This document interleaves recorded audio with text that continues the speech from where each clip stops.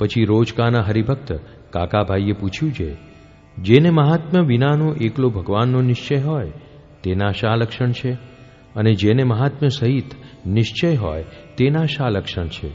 પછી શ્રીજી મહારાજ બોલ્યા છે, જેને એકલો નિશ્ચય હોય તેને એમ ઘાટ થાય છે, ભગવાન તો મળ્યા છે પણ શું જાણીએ કલ્યાણ તો થશે કે નહીં થાય?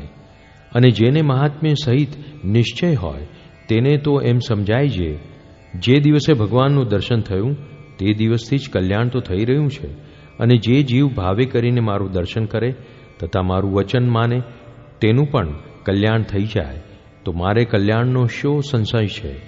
હું તો કૃતાર્થ છું, અને જે કાંઈ સાધન કરું છું તે તો ભગવાનની પ્રસન્નતાને અર્થે કરું છું.